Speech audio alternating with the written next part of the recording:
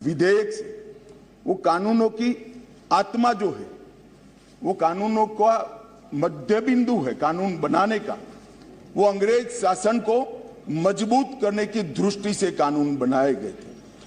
अंग्रेज शासन की रक्षा करने के लिए कानून बनाए गए थे और उसका उद्देश्य दंड देने का था, न्याय देने का नहीं था। राजद्रोह को कंप्लीटली हम रिपील कर रहे हैं, कंप्लीटली। नमस्ते दोस्तों, अमित शाह जी का कहना है कि कुछ ऐसे कानून जो अंग्रेजों ने अपने फ़ायदे के लिए बनाया उसे अब बदलना होगा, अपने नए तरीके से, नए संविधान के तरीके से बदलना होगा। जैसे संविधान का परिभाषा तो सबको ही पता है और कितना अच्छे से इस संविधान का यूज़ किया जा रहा है आज के इस भारत देश में, ये सबको अच्छे से मालूम है।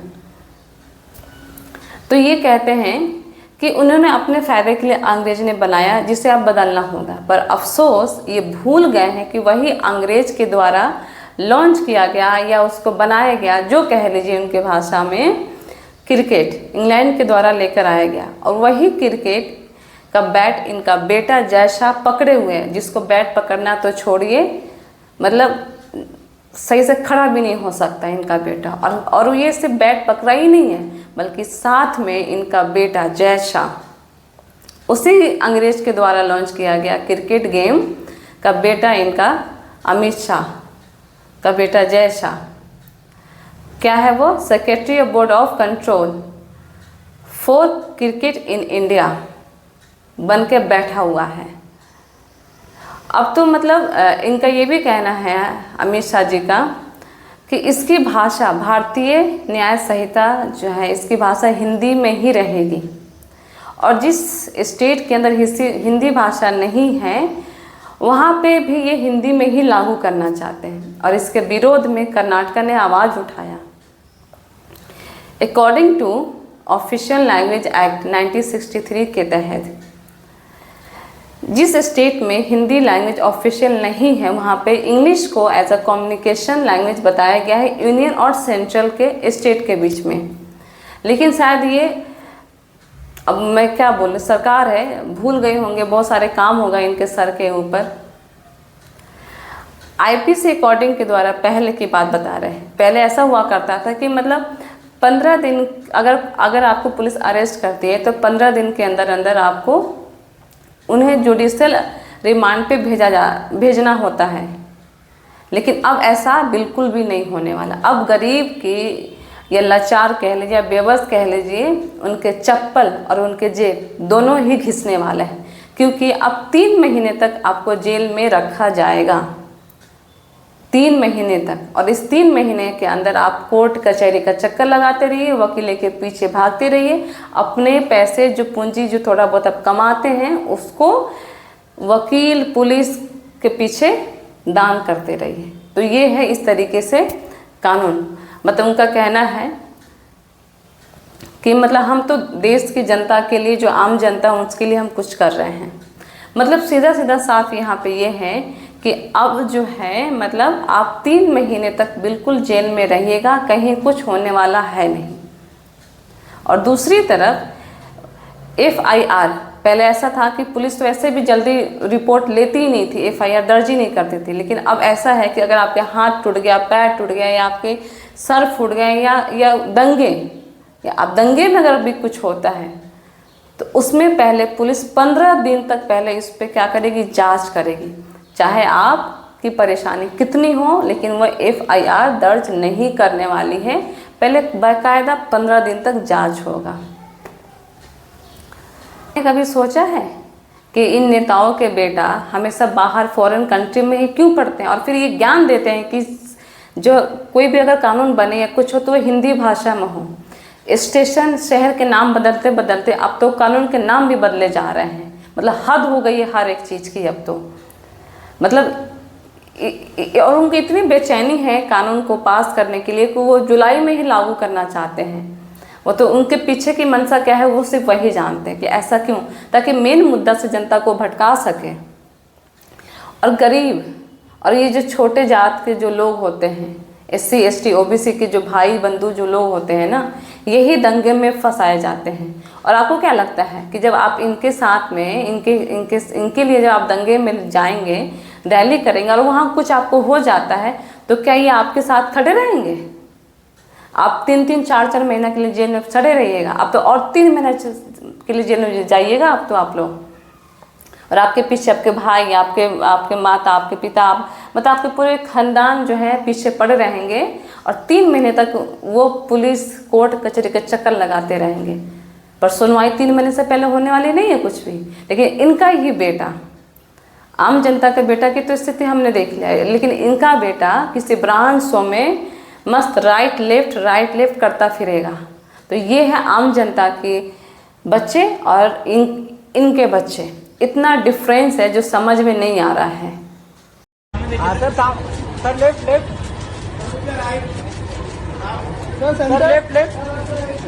साइड।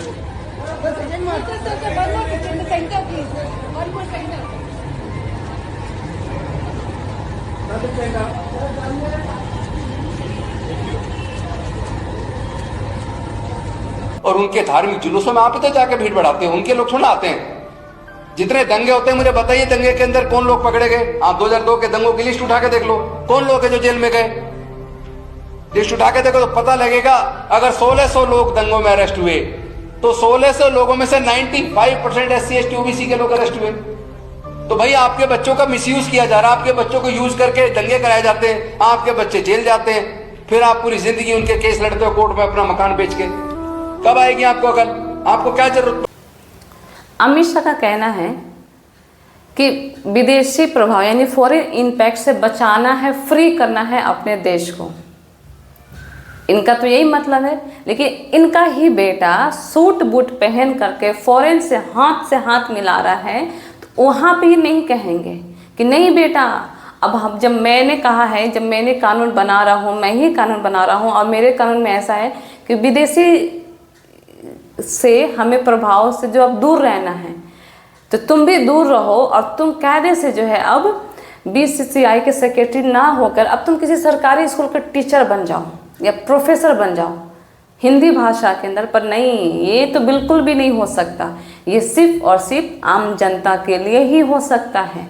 और वो लोग जो बेरोजगार हैं, जो हर दिन लाठी खा रहे हैं पुलिस से, और बच्चे जो रोड पे लाठी खा रहे हैं, लेकिन इनके बच्चे सूट बूट पहन करके हाथ में हाथ जरूर मिलाएंगे। विदेश नहीं जाना चाहिए, तो फिर ये क्यों जाते हैं विदेश दौरे पे? और जो इंडियन, जो भारतीय लोग विदेश में जाके बस गए, उनको वापस ले आए, अपने ही देश में रखें ना। जब कानून है तो फिर उनको क्यों, जब विदेशी इम्पैक्ट नहीं पड़ना चाहिए, तो फिर ये इन लोगों के इतने बड़े बड़े चश्मे और सूट बूट पहन कर क्यों पहनते हैं इनके बच्चे, और ये लोग क्यों पहनते हैं? तो इनको तो हवाई चप्पल पहनना चाहिए। बाबा आदम के टाइम का ये जूता चप्पल क्यों पहनते हैं? ये तो विदेशी हो गया ना। फिर विदेशी प्रभाव भी नहीं होना चाहिए और मतलब अपने ऊपर भी होना चाहिए, सब कुछ अपने हिसाब से। और इस साल के अंदर कम से कम 4000 से ऊपर अमीर भारतीय लोग अपनी देश इंडिया को छोड़ करके बाहर यानी विदेश में सेटल हो रहे हैं, यहाँ का सिटीजनशिप भी छोड़ रहे हैं। वो 4300 करोड़पति भारत छोड़ देंगे, ये कहना है एक रिपोर्ट का। International investment migration advisory firm Henley and partners ने अपनी ताज़ा रिपोर्ट में ये जानकारी दी है। उनकी चौंकाने वाली रिपोर्ट ये भी कहती है कि भारत उन देशों की फहरिस्त में सबसे ऊपर है जिनके बेहद अमीर नागरिक देश छोड़ रहे हैं। 2023 में 51,000 करोड़पति लोगों ने देश छोड़ दिया।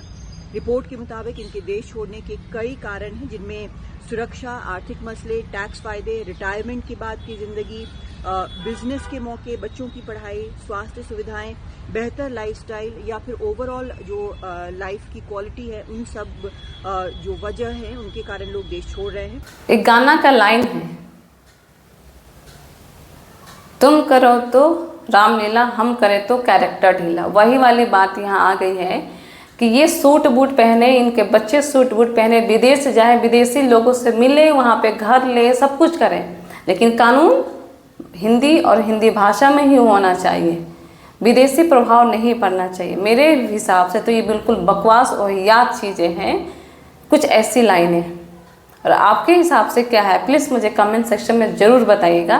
तो आज के लिए बस इतना ही। अगर आपको मेरा वीडियो अच्छा लगा तो प्लीज़ मेरे वीडियो को लाइक सब्सक्राइब ज़रूर कीजिएगा। नमस्ते, जय हिंद।